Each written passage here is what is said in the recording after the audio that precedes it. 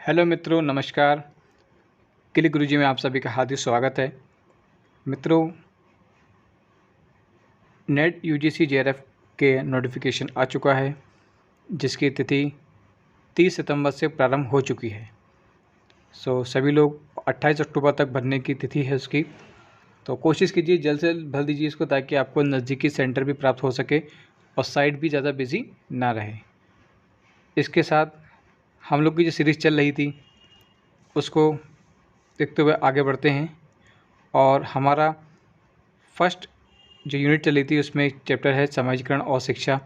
उससे रिलेटेड जो भी परीक्षाओं में पिछले या उससे पिछले जितने भी परीक्षाओं में प्रश्न पूछे गए हैं उस चैप्टर से रिलेटेड वो हम यहाँ पर कराने वाले हैं। समाजीकरण और शिक्षा से संबंधित जितने भी प्रश्न आपके प्रीवियस परीक्षा में आए हैं हम उनको सभी को लेके आए हुए हैं।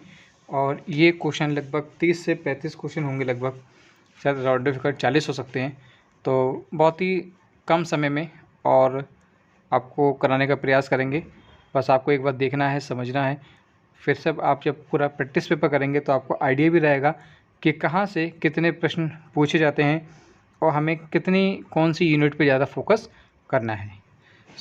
स्टार्ट करते हैं एजुकेशन पार्ट 2, जो सेकंड पेपर है आपका, बहुत ही महत्वपूर्ण, जिसमें 100 प्रश्न आने वाले हैं आपके लिए। तो इससे पहले जो वीडियोस थी वो भी आप देख लीजिएगा, उसमें भी काफ़ी सारे प्रश्न हम करा चुके हैं यूनिट वाइज, जो आपके लिए बहुत ज़्यादा हेल्पफुल रहेंगे। चलिए आते हैं। भारतीय संदर्भ में किसी बच्चे के समाजीकरण में निम्नलिखित में से कौन से कारक महत्वपूर्ण रूप से योगदान देते हैं।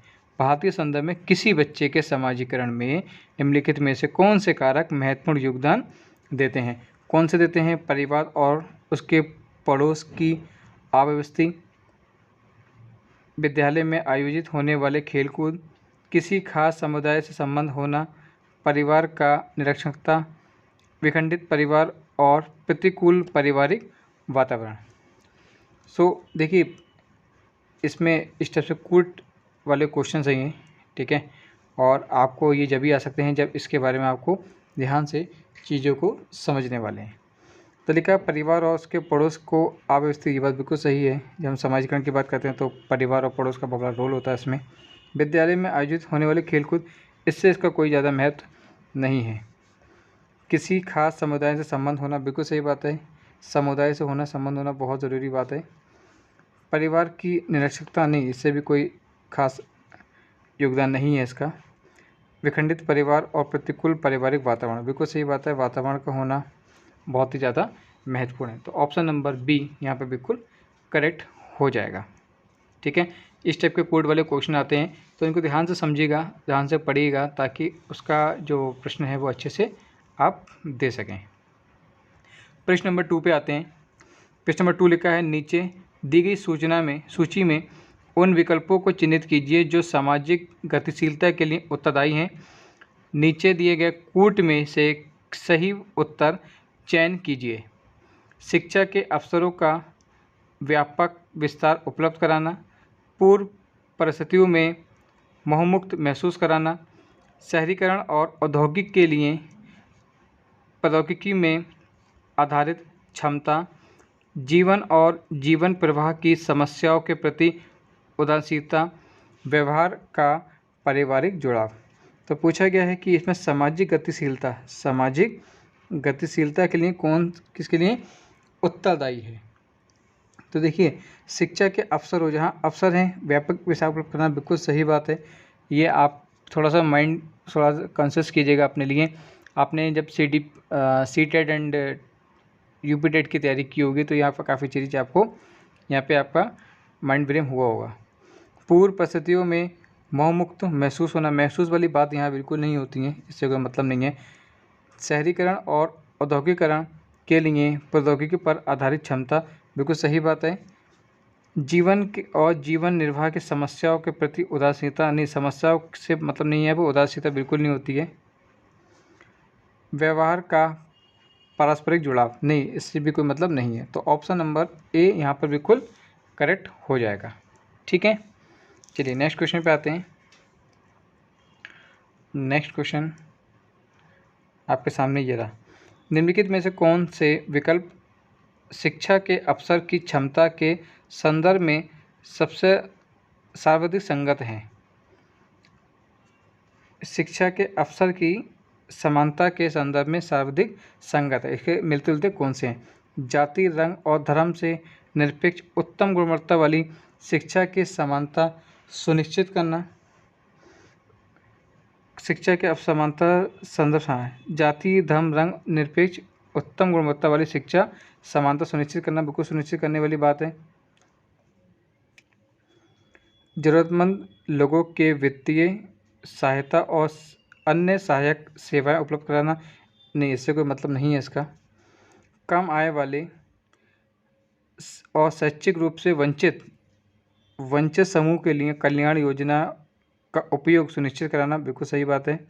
आपको जहाँ फैसिलिटी मिले वहाँ पे उसको आप पूरा कराइए। क्षमता पर ध्यान दिए बिना समान बर्ताव सुनिश्चित करना, क्षमता पर, उसकी कैपेसिटी पर ध्यान दिए बिना उसके संग समान बर्ताव करना चाहिए, बिल्कुल सही बात है। तो ऑप्शन नंबर 1 यहाँ पे बिल्कुल ठीक है, 1, 2 एंड 4। क्लियर? चलिए नेक्स्ट क्वेश्चन पे आते हैं। एक बार वीडियो को लाइक करना बिल्कुल ना भूलिएगा और सब्सक्राइब भी कर दीजिएगा अगर अब तक चैनल को अपने सब्सक्राइब नहीं किया है तो। निम्नलिखित शिक्षार्थियों और विचारकों में किसने वेदांत दर्शन से काफ़ी कुछ ग्रहण किया है? निम्नलिखित शिक्षार्थियों विचारक में किसमें वेदांत दर्शन, यहाँ से क्वेश्चन पूछा ही जाता है अक्सर, ठीक है। तो किसने किया था? स्वामी विवेकानंद जी ने। किसने किया था? स्वामी विवेकानंद जी ने काफ़ी कुछ ग्रहण किया था। नेक्स्ट क्वेश्चन पे आते हैं बेटा। निम्नलिखित में से किसके दार्शनिक अभ्युपगम के अनुसार शिक्षा चेतना के निम्न स्तर को धीरे धीरे उसके उच्चतम स्तर पर ले जाती है? उसके निम्न स्तर से उसके उच्च स्तर तक ले जाती है। कॉन्शियस माइंड कौन सा होता है ये? तो ये बात किसने कहा था? ये जो किसने कही की थी ये वाली बात? ये जो बात कही थी ये कही थी अरबिंदो ने। किसने कहा था? अरबिंदो जी ने कहा था, ठीक है। नीचे से ऊपर के मतलब निम्न स्तर से धीरे धीरे उच्चतम स्तर की ओर जब ले जाती है, किसने कहा? अरबिंदो जी ने। ओके, चलिए आते हैं क्वेश्चन पे। ये क्वेश्चन आए हुए हैं जुलाई 2018 में पूछे गए थे। ये उन्हीं चैप्टर से जो प्रश्न पूछे गए हैं उनको ही सेपरेट तरीके से हम लोग करा रहे हैं। गांधीवादी शिक्षा का चरम लक्ष्य है। गांधीवादी शिक्षा का चरम लक्ष्य है। क्या चरम लक्ष्य है? वर्ग रहित समाज का सृजन करना, नहीं, मानव जाति का उन्नयन, बिल्कुल सही बात है, मानव जाति का उन्नयन करना, बाकी सब कोई नहीं है। नेक्स्ट आपको दे रखा है श्री अरविंद के परामानस के विचार से तात्पर्य है। श्री अरविंद के परामानस विचार से क्या तात्पर्य है? डार्विन के सिद्धांत के संगत है, इसलिए शिक्षा के द्वारा बहुत कुछ नहीं किया जा सकता। एक शिक्षक का कार्य मानव की जागृत चेतना को ऊपर उठाना है। किसी शिक्षक को अपनी शिक्षण तकनीकों में मनोविज्ञान, जीव विज्ञान और शिक्षा को शामिल करना चाहिए। शिक्षा ध्यान द्वारा उनके देवी लक्ष्य को प्राप्त कर लेती है, नहीं, ये बात तो बिल्कुल नहीं है। तो ऑप्शन बी यहाँ पे बिल्कुल करेक्ट हो रहा है कि एक शिक्षक का कार्य मानव की जागृत चेतना को ऊपर उठाना है। क्लियर? चलिए क्वेश्चन नंबर 8 पे आते हैं। कूट वाला क्वेश्चन है, ध्यान से समझिएगा फिर कीजिएगा। अब इसमें क्वेश्चन ध्यान से पढ़िए। पहले लिखा है निम्नलिखित में से किसे भारतीय संविधान द्वारा सहमति नहीं दी जाती है? नहीं दी जाएगी। तो नहीं दी जाएगी तो पहले पता होना चाहिए किसको दी गई है, तब आप पता लगा सकते हो कि इसको नहीं दी गई थी। तो दोनों में से, और अगर दी जाती है तो ध्यान रखा करो कौन से नहीं दी गई थी। तो इससे क्या होता है ना कि आपके लिए जो रॉन्ग आंसर होते हैं वो निकालने में आसानी हो जाती है। तो पहले देखा स्वतंत्रता, समानता और बंधुत्व का न्याय, ये तो दी जाती है, बिल्कुल ये पढ़ा ही होगा अपने भारत के लोग, भारत को संपूर्ण समझ जब आपने प्रस्तावना पढ़ा होगा। नेक्स्ट आपका गणराज्य लोग, ये भी है, ठीक है। धर्म ईश्वर शिक्षा मोक्ष ये नहीं है, इसके अकॉर्डिंग ये नहीं है। क्षेत्रवास और जातिवाद नहीं, ये भी नहीं है। वसुवैध कुटुंबकम और सार्वभौमिक भाईचारा बिल्कुल है। तो ऑप्शन नंबर सी यहाँ पे बिल्कुल करेक्ट हो जाएगा। ऑप्शन नंबर सी यहाँ पे बिल्कुल करेक्ट हो जाएगा। नेक्स्ट क्वेश्चन पे आते हैं।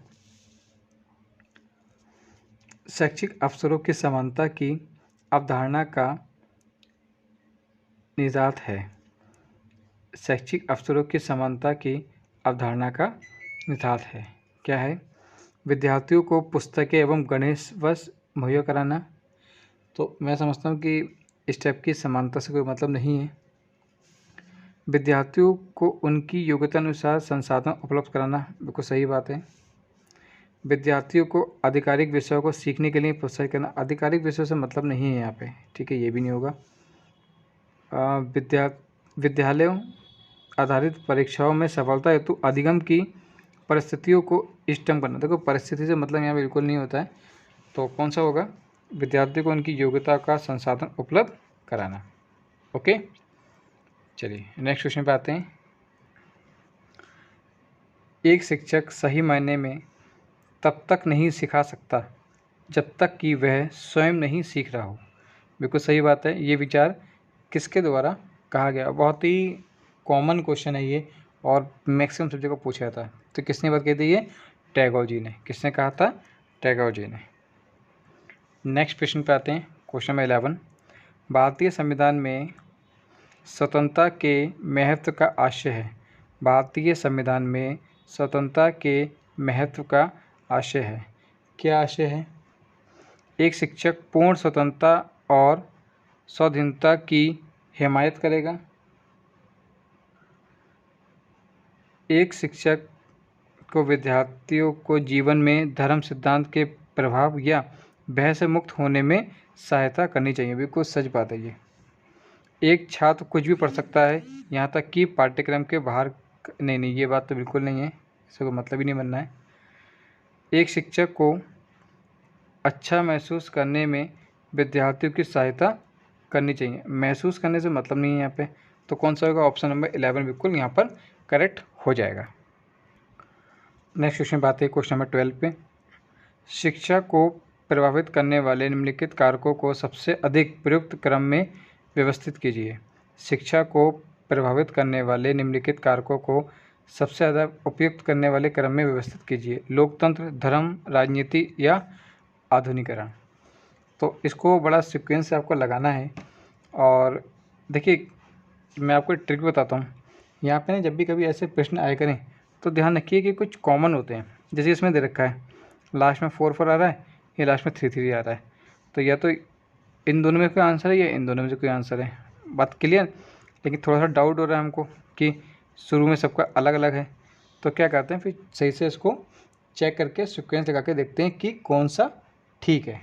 तो पहले देख के देखते हैं। पहले सबसे पहले धर्म होगा, फिर राजनीति, फिर लोकतंत्र, फिर आधुनिकीकरण। आधुनिकीकरण हमेशा लास्ट में ही आता है, ठीक है। पहले कौन सा होगा? धर्म होगा, फिर आपकी राजनीति होगी, धर्म से ही राजनीति होगी, राजनीति के बाद लोकतंत्र होगा आपके लिए, डेमोक्रेसी, एंड उसके बाद मॉडरेशन होगा। तो ऑप्शन नंबर 1 ही यहाँ पे बिल्कुल करेक्ट हो गया। इस टाइप की चीज़ों को ध्यान रखिएगा। क्लियर? नेक्स्ट क्वेश्चन पर बेटा लिखा, भारतीय संदर्भ में शिक्षा की सहायता से, भारतीय संदर्भ में शिक्षा की सहायता से सामाजिक परिवर्तन लाने में सबसे बड़ी बाधा किस तथ्य से संबंधित है? भारतीय संदर्भ में शिक्षा की सहायता से सामाजिक परिवर्तन लाने में सबसे बड़ी बाधा कौन सी बात से है? तो ये देखिए, ये है विभिन्न प्रकार की, हाँ, विभिन्न प्रकार की विविधताएँ।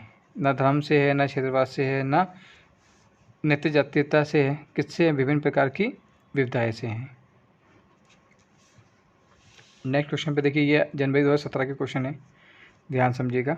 सभी बहुत इंपॉर्टेंट क्वेश्चन लिए आपके लिए, ताकि आपको ना बिल्कुल ये डाउट ख़त्म हो जाए कि कहाँ से कैसे क्वेश्चन पूछा जाता है। अब काफ़ी सारे क्वेश्चन पूछे गए हैं, इसका मतलब इस चैप्टर को थोड़ा सा अच्छे से रीड भी कर लीजिएगा।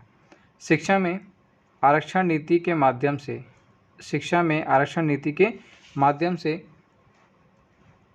निम्नलिखित में से किस संवैधानिक मूल्य को समर्थन मिलता है? शिक्षा में आरक्षण नीति के माध्यम से निम्नलिखित में से किस संवैधानिक मूल्य को समर्थन मिलता है? स्वतंत्रता, समानता, मातृत्व या मानवता? तो इसमें जो शिक्षा में आरक्षण नीति से जो महत्व मिलता है वह मिलता है समानता से। किससे मिलता है बेटा? समानता से मिलता है। ठीक है, नेक्स्ट क्वेश्चन पे आते हैं, थोड़ा सा स्पीड से भी बढ़ाते हैं ताकि जल्दी से ये चीज़ें आपके लिए कवर हो जाएं। लेकिन निम्नलिखित में से सामाजिक परिवर्तन हेतु शिक्षा में क्या बड़ी बाधक नहीं हो सकता? अब जब नहीं वाली बात हो तुरंत अंडरलाइन कर लिया करो ताकि चीज़ों को माइंड में एकदम बैकअप लेके चला करो। नहीं है तो इसका ना हो कौन सकता है? जातिवाद, नेतृत्व, भाषा। जो नहीं हो सकता वो है वैज्ञानिक दृष्टिकोण। सामाजिक परिवर्तन में शिक्षा में क्या बाधक नहीं हो सकता? ये कभी बाधक नहीं हो सकता है वैज्ञानिक दृष्टिकोण। भाषा हो सकती है, जातिवाद हो सकता है, धर्म क्षेत्र भी हो सकता है, लेकिन वैज्ञानिक दृष्टिकोण कभी भी बाधक नहीं होगी क्योंकि ये आपके लिए हमेशा प्रोग्रेस करेगी चीज़ें। क्लियर? क्वेश्चन नंबर नेक्स्ट पे आते हैं 16। एक बार प्लीज़ चैनल को ना लाइक एंड सब्सक्राइब करना बिल्कुल ना भूलिएगा और कमेंट में बताइएगा कि आपको इसमें और कैसी वीडियोस चाहिए।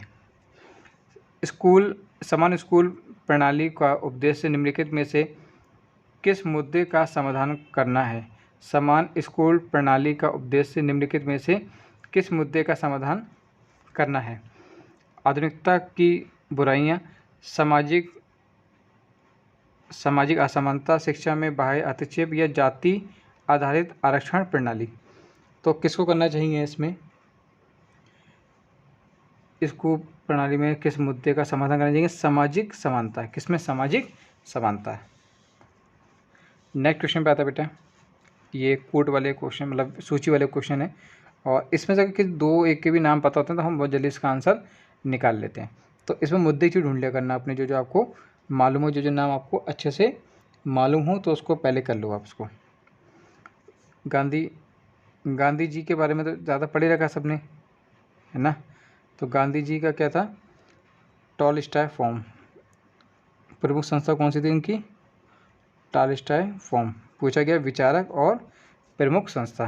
तो अगर ये पता है आपको टॉलस्टॉय फॉर्म तो देखिए इसमें भी आ रहा है, इसमें भी आ रहा है। अब इसका मतलब इन दोनों में से कोई आंसर है।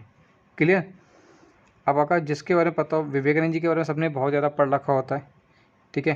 तो इसका क्या था? विवेकानंद जी का रामकृष्ण स्कूल, सुना है ना सबने? रामकृष्ण स्कूल। तो अरे डी का 5 ये भी, डी का 5 ये भी, इसका मतलब अब इसका आंसर इन दोनों में से एक है। कंफर्म बात हो गई। अब टैगोर जी का श्री निकेतन, बिल्कुल सही बात है। टैगोर जी का क्या है? श्री निकेतन। खूब पढ़ा आपने इनके बारे में। तो कौन सा बचा? ऑप्शन नंबर ए हो गया ये। अब सी का 4 मतलब अरविंदो का मिरम्बिका। ठीक है, अब अगर इसमें एक आध नहीं भी आ रहा तो कोई दिक्कत नहीं है। इसमें से जब 3 पता लग गया तो ये भी कन्फर्म हो। तो जब भी कभी ऐसे क्वेश्चन आते हैं ना बेटा तो क्या करना है आपको उनके बारे में। अब जैसे कि ये 4 लोग हैं ना, ये बहुत ज़्यादा पूछे गए, तो इनके बारे में डिटेल से लिख भी लो कहीं पे आप। इनकी जितनी प्रमुख संस्थाएं हैं, इनके जितने भी थॉट्स किए गए हैं, तो इससे क्या होगा ना, आपका कोई भी क्वेश्चन कहीं से बच के नहीं जाएगा, ये हमारी गारंटी है। ठीक है, चलिए नेक्स्ट क्वेश्चन पर आते हैं। 2016 वाले क्वेश्चन आए गए हैं जुलाई के और बहुत ही अच्छे सिंपल क्वेश्चन। चलिए, ये भी क्वेश्चन कैसे हैं उनके उपदेश बताने, कोट वाले। गांधी जी के अनुसार, देखिए बहुत पूछा गया गांधी जी के बारे या विवेकानंद जी के बारे में या फिर अरविंदो जी के बारे में या टैगोर जी के बारे में, बहुत कुछ प्रश्न पूछे गए हर बार। गांधी जी के अनुसार बुनियादी शिक्षा के द्वारा निम्न में से कौन से उद्देश्य प्राप्त किए जा सकते हैं? राम राज्य, स्वतंत्रता एवं स्वायत्तता, प्राकृतिक न्याय, नवोदय, समानता या प्रजातंत्र। कौन कौन से करे गए हैं? तो राम राज्य, स्वतंत्रता। इसमें पूछा गया है कि बुनियादी शिक्षा मतलब मजबूत शिक्षा से यहाँ से रिलेटेड है। तो देखिए राम राज्य है, बिल्कुल सही बात है। ठीक है, स्वतंत्रता और स्वायत्तता से मतलब नहीं है। प्राकृतिक न्याय होना चाहिए, बिल्कुल सही बात है। सर्वोदय भी होना ही चाहिए। ठीक है, और समानता। प्रजातंत्र या स्वतंत्रता से इससे मतलबता नहीं है गहरा। तो ऑप्शन नंबर इसके according 1 3 4 6 and option number C यहाँ पर बिल्कुल करेक्ट हो जाएगा। Okay, getting my point. So next question पे आते हैं हम लोग। भारतीय संविधान में निम्नलिखित में से किस अनुच्छेद के अनुसार 6 से 14 वर्ष के बालकों का शिक्षा मौलिक, भाई फ्री का नंबर है ना, फ्री के ऐसे प्रश्न हमेशा 1-2 क्वेश्चन जरूर आता है, और जो फ्री के नंबर अगर आपने इतना नहीं पढ़ा है तो कोई वो नहीं है। अनुच्छेद 21A में, किसमें? ऑप्शन नंबर ए, अनुच्छेद 21A में इनके मौलिक अधिकारों के, शिक्षा के बालक के मौलिक अधिकारों की बात कही गई है इसमें, ठीक है, 6 से 14 वर्ष के। सामाजिक परिवर्तन के परिणाम स्वरूप हो सकता है क्षेत्रीय संबंध, सामाजिक सचलता, सांस्कृतिक विसरण, परंपराओं का विश्लेषण। सामाजिक परिवर्तन के परिणाम स्वरूप क्या हो सकता है? तो देखिए ये वो कूट वाले क्वेश्चन हैं, और कूट वाले क्वेश्चन कूट दो सही से कतई। क्षेत्रीय संबंध होना चाहिए, सामाजिक सचलता होनी चाहिए, सांस्कृतिक विसरण होना चाहिए। परंपराओं से विश्लेषण से मतलब नहीं है, परंपराओं से यहाँ पे कोई मतलब नहीं है, क्योंकि सामाजिक परिवर्तन में परंपराएं ज़्यादा मैटर नहीं करती हैं एजुकेशन को लेकर। नेक्स्ट क्वेश्चन पे आते हैं, क्वेश्चन नंबर 21 पे। शैक्षिक अवसर की समानता की अवधारणा है। शैक्षिक अवसर की समानता की अवधारणा है क्या है? बिना किसी भेदभाव के प्रत्येक बच्चे के लिए एक समान शैक्षिक अवसर, प्रत्येक को अपना हक दिया जाए, सभी को शैक्षिक सुविधाएं प्रदान करना, नकारात्मक कारकों को उदासीन कर योग्यता के आधार पर, बिल्कुल सही बात है, योग्यता के आधार पर शिक्षा। ऑप्शन नंबर डी यहाँ पे बिल्कुल करेक्ट हो जाएगा। नेक्स्ट क्वेश्चन पे आते हैं। भारतीय संविधान के निम्नलिखित में से कौन सा अनुच्छेद भारतीय समाज के कमज़ोर वर्गों के लिए शैक्षिक प्रावधान से संबंधित है? भारतीय संविधान के निम्नलिखित में से कौन सा अनुच्छेद भारतीय समाज के कमज़ोर वर्गों के लिए शैक्षिक प्रावधान से संबंधित है? अनुच्छेद 45, अनुच्छेद 46, अनुच्छेद 21, अनुच्छेद 13। तो किससे संबंधित है ये है अनुच्छेद 46 से। किससे है? अनुच्छेद 46 से संबंधित है। कमज़ोर वर्ग के समाज के, भारतीय समाज के कमज़ोर वर्गों के लिए, ठीक है, 46 से। भारतीय संविधान के अनुसार लोकतांत्रिक शिक्षा, ये दिसंबर 2015 के क्वेश्चन है, ठीक है, ध्यान रखिएगा। भारतीय संविधान के अनुसार लोकतांत्रिक शिक्षा का वास्तविक मूल्य किसमें निहित है? भारतीय लोकतांत्रिक शिक्षा का वास्तविक मूल्य किसमें निहित है? तो सभी भारतीयों को शिक्षा प्रदान करना, भारत में 100% साक्षरता प्रदान करना, सभी भारतीयों को कल का अच्छा नागरिक बनाना, या सभी भारतीयों का आधुनिकीकरण और आध्यात्मिकीकरण। सो ऑप्शन नंबर जो ए है बिल्कुल सही बात कह रहा है कि सभी भारतीयों को शिक्षा प्रदान करना। अब 100% साक्षरता, ये सब बातें तो अलग है, लेकिन मेन मकसद क्या है? आप देखते हो कि गवर्नमेंट्स हमारे लिए इतने सारी चीज़ें प्रोवाइड कराते हैं, बच्चों को मिड डे मील्स या सब चीज़ें प्रोवाइड कराते हैं। क्यों कराते हैं? ताकि मैक्सिमम जो एजुकेशन है वो घर घर पहुँचे और हर नागरिक शिक्षित हो, ठीक है। निम्नलिखित में से कौन सा कथन सही नहीं है? निम्नलिखित में से कौन सा कथन सही नहीं है? शिक्षक सामाजिक परिवर्तन के एक संसाधक के रूप में अपनी भूमिका का निर्वाह करते हैं। वैज्ञानिक और तकनीकी प्रोन्नति के सामाजिक प्रगति का मूल लक्षण है। सामाजिक प्रगति के एक संस्थापक के रूप में शिक्षक विद्यार्थियों की मूल व्यवस्था को आवश्यक रूप से प्रभावित करते हैं। शिक्षक सामाजिक परिवर्तन में वैज्ञानिक और तकनीकी प्रोन्नति का भाव निहित है। तो इसमें से कौन सा नहीं है? तो नहीं होने के लिए पहले चीज़ों को ध्यान रखना है कि इस चीज़ को ध्यान से पहले आपको समझना होना चाहिए कि कौन सी बात नहीं है और कौन सी बात है। कह रहे हैं शिक्षा सामाजिक परिवर्तन में संस्थागत के रूप में अपनी भूमिका निर्वाह करती है। बिल्कुल सही बात है, करती है ये। तो इसके अकॉर्डिंग तो ये नहीं हुआ। वैज्ञानिक और तकनीकी के प्रोन्नति सामाजिक प्रगति का मूलभूत लक्षण है। लक्षण से मतलब नहीं है, तो ऑप्शन नंबर बी यहाँ पे बिल्कुल ठीक होगा। सामाजिक प्रगति के संयोजक शिक्षक विद्यार्थियों का मूल व्यवस्था को सामाजिक रूप से प्रभावित करते हैं। सही बात है।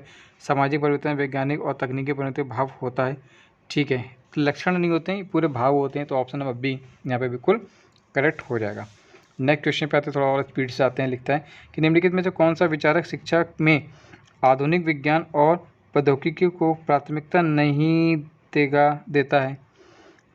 आधुनिक विज्ञान, कौन से विचारक हैं जो आधुनिक विज्ञान और प्रौद्योगिकी को प्राथमिकता नहीं देता है? तो किसने नहीं दिया था? गांधी जी ने। ठीक है, उन्होंने मॉडर्न साइंस और ज़्यादा प्रौद्योगिकी पे इतना ध्यान, प्राथमिकता नहीं दी थी, बाकी सबने दी थी। नेक्स्ट क्वेश्चन आते हैं 26 पे। लिखा है भारतीय संविधान का कौन सा अनुच्छेद अनुसूचित जातियों, अनुसूचित जनजातियों मतलब SC ST और अन्य कमजोर वर्गों के शैक्षिक हितों को प्रोन्नति से संबंधित हैं? तो किससे संबंधित है ये? अनुच्छेद 14, अनुच्छेद 45, अनुच्छेद 46 या अनुच्छेद 30? तो बहुत ही सिंपल और अच्छा क्वेश्चन है, हमेशा पूछा जाता है। इससे पहले भी एक क्वेश्चन पूछा गया था ये वाला, कि इसका एक क्वेश्चन ऐसे भी आता है कि समाज के कमज़ोर वर्गों के लिए, समाज के कमज़ोर वर्गों के लिए, अगर ये भी एक क्वेश्चन अगर आता है कमज़ोर वर्गों के लिए भी अगर पूछते हैं तो अनुच्छेद 46 से कहलाएगा, 46 कहलाएगा। क्लियर? मौलिक कर्तव्यों के अंतर्गत भारतीय संविधान के अनुच्छेद 51A का निम्नलिखित में से किस संशोधन से संबंध है? यदि माता पिता या संरक्षक हैं, यदि माता पिता या संरक्षक हैं 6 वर्ष से 14 वर्ष की आयु वाले अपने यथास्थिति बालक या प्रतिपालक के लिए शिक्षा का अवसर प्रदान करें, तो कौन सा संशोधन? 86वां संशोधन या 42 संशोधन या 44 या 74वां संशोधन? तो इसका करेक्ट आंसर कौन सा हो जाएगा? 86वां संशोधन। ये आपने पढ़ा होगा 6 से 14 वर्ष वाला प्रश्न, बहुत ज़्यादा 6 से 14 वर्ष वाला शिक्षा अवसर प्रदान करें। ठीक है, 86वां। नेक्स्ट क्वेश्चन पे आते हैं। निम्नलिखित में से कौन सा विचारक शिक्षा में आधुनिक विज्ञान और अभी जस्ट ये क्वेश्चन फिर से रिपीट हुआ है, ये क्वेश्चन फिर से रिपीट हुआ है। ये क्वेश्चन अभी आपने देखा होगा कि पहले भी पूछा गया था इससे पहले, तो ये क्वेश्चन फिर से रिपीट हो गया। तो कौन सा हो गया? गांधी जी। किसने नहीं करा था ये? गांधी जी। नेक्स्ट क्वेश्चन पे आते हैं। जून 2015 का प्रश्न है, ये पेपर है। संस्कृति संक्रमण एक प्रक्रिया है जिसमें संस्कृति संक्रमण एक प्रक्रिया है जिसमें राष्ट्र की संस्कृति पर विशेष गुणों का प्रभाव, राष्ट्र की संस्कृति पर विकसित गुणों का प्रभाव, राष्ट्र संस्कृति के विकास के लिए नवीकरण को ग्रहण करने की आवश्यकता, देश की सांस्कृतिक अनिवार्यता से प्रभावित होना, बिल्कुल सही बात है। परंपरा के विरुद्ध अधिकतम रुझानों का ये नहीं है, देश की सांस्कृतिक अनिवार्यता से प्रभावित होना। नेक्स्ट प्रश्न पे आते हैं बेटा। भारत के संविधान के अनुच्छेद 51A में शिक्षक माता पिता उनके अभिभावक को मौलिक कर्तव्य के रूप में किस समय, अभी जस्ट क्वेश्चन किया है 2016 वाले में ये प्रश्न पूछा गया था। अब देखिए 15 में पूछा गया है, 16 में पूछा गया है, तो ऐसे क्वेश्चन जो होते हैं वो हमेशा रिपीट हो जाते हैं। कौन सा था? 86वां संशोधन। निम्नलिखित, देखिए कि नए क्वेश्चन इतने नहीं बनते जितने क्वेश्चन रिपीट होते हैं, तो बार बार रिपीटेड वाले क्वेश्चन को हमेशा करके जाओ। निम्नलिखित में से किसे संस्कृति का तत्व नहीं समझा जाता? निम्नलिखित में से किसे संस्कृति का तत्व नहीं समझा जाता? सामाजिक संस्था, भौतिक संस्थान, आध्यात्मिक मूल्य या मानव संसाधन? तो किसे नहीं समझा जाता है? तो पहले तो पता होना चाहिए समझा कैसे जाता है, तभी आप कर पाओगे किसे। तो देखो, सामाजिक संस्था को समझा जाता है, आध्यात्मिक को समझा जाता है, मानव को, लेकिन भौतिक संसाधन को नहीं समझा जाता, इसलिए ऑप्शन नंबर बी यहाँ पे बिल्कुल करेक्ट हो जाएगा। बस 2 से आपके कितने 6-7 क्वेश्चन और रह गए बस। भारतीय संविधान के अनुच्छेद 36 से 51 से निम्नलिखित में से किससे संबंधित है? 36 से लेके कहाँ तक? 51 तक किससे संबंधित है? अनुच्छेद के मौलिक अधिकार से है, मौलिक कर्तव्य से है, प्रस्तावना से या नीति निर्देशक सिद्धांत से? तो किससे रिलेटेड है ये हैं भाई नीति निर्देशक सिद्धांत से। किससे हैं? नीति निर्देशक सिद्धांत से। नेक्स्ट प्रश्न पे आइए बेटा। निम्नलिखित सम्मिलित कीजिए, पूर्व भाषा में विकल्प हैं। अनुच्छेद 21, अनुच्छेद 45, अनुच्छेद 51, अनुच्छेद 21A। अब भाई इसमें से जिसके बारे में आपको मालूम हो ना, पहले वो लिख लो, जिसके बारे में आपको पता। मान लो ये बताओ, शिक्षा का अधिकार 6 से 6 वर्ष के वर्ग या निःशुल्क भोजन का अधिकार। कोई भी एक प्रश्न का अगर आपको पता होगा तो आपके लिए काफ़ी ज़्यादा हेल्पफुल चीज़ें बन जाती हैं। तो कौन सा हो जाएगा इसमें? देखिए, एक क्वेश्चन बहुत सिंपल लिखा है, अनुच्छेद 21 भारत का संविधान, जीने का मौलिक अधिकार। कौन सा है? जीने का मौलिक अधिकार। बहुत ज़्यादा पूछा जाता है। अगर आपको ये पता लग गया ना तो इसका कूट वाला क्वेश्चन आराम से कर लोगे। ठीक है, नेक्स्ट रखा है अनुच्छेद 45 भारत का संविधान। अनुच्छेद 45 बार बार क्वेश्चन खड़ा होगा।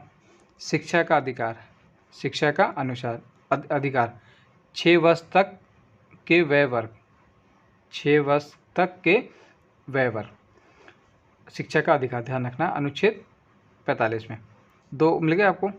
फिर है हमारा अनुच्छेद 51A। अनुच्छेद 51A ये बार बार पूछा जाता है, बार बार इसका प्रश्न आता है, आपने देखा होगा। अनुच्छेद 51A में इसमें होता है माता पिता या अभिभावकों बालकों का शिक्षा का संबंधी कर्तव्य। माता पिता या अभिभावकों का शिक्षा संबंधी। अब ये इसका जो आंसर है वो यहाँ मिलेगा आपको, ये रहा। ठीक है, मतलब ऑप्शन नंबर ये फर्स्ट है, ये वो होगा इसका। और जो डी है दे रखा था आपको अनुच्छेद 21A, क्या दे रखा है? अनुच्छेद, मैं लिख दे रहा हूँ, अनुच्छेद 21A। इसका ऑप्शन कौन सा हो गया? ये वाला, डी वाले का, ये डी था। 6 से 14 वर्ष के वय वर्ग के बालकों को शिक्षा का मौलिक अधिकार।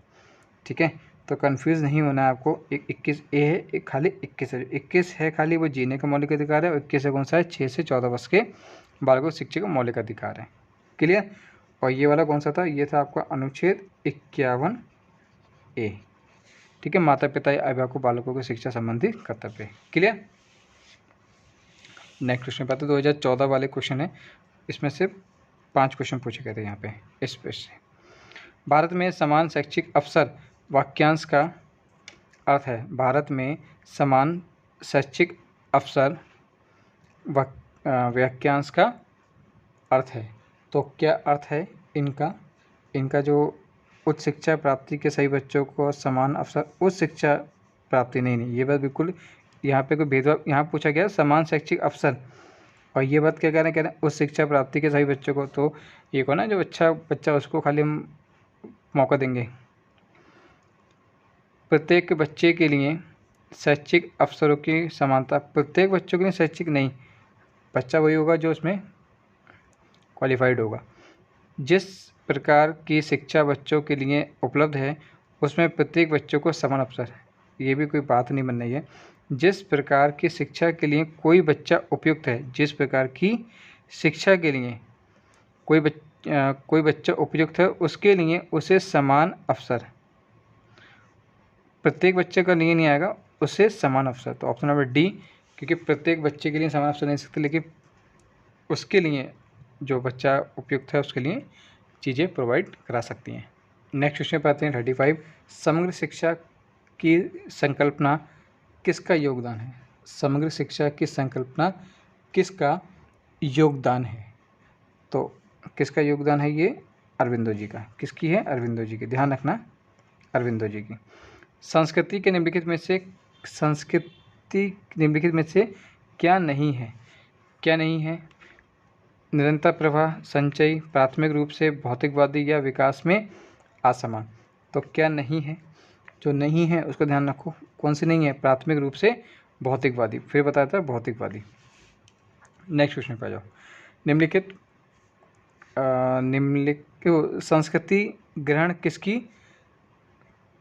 प्रक्रिया है? संस्कृति ग्रहण किसकी प्रक्रिया है? महत्वपूर्ण लोगों की संस्कृति को अपनाना, अपने व्यक्तित्व में अपनी संस्कृति को हृदयंगम करना, संस्कृति और परंपराओं का एकीकरण करना, अन्य संस्कृतियों की प्रथाओं और मूल्यों को स्वीकार करना। तो अन्य सांस्कृतिक प्रथाओं और मूल्यों को स्वीकार करना है। ठीक है, ऑप्शन नंबर डी यहाँ पे बिल्कुल करेक्ट है। एंड लास्ट क्वेश्चन सामाजिक परिवर्तन है। सामाजिक परिवर्तन कौन सा परिवर्तन है? तो सामाजिक परिवर्तन जो है वो सामाजिक संबंधों में परिवर्तन है, सामाजिक संबंधों में।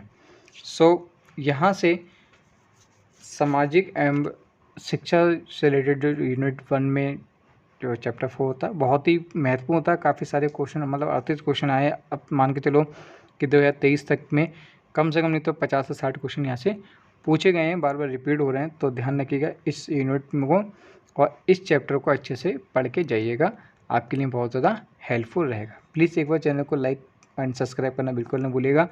नेक्स्ट वीडियो आपको लेके आते हैं नेक्स्ट चैप्टर के अध्याय 2 में। धन्यवाद।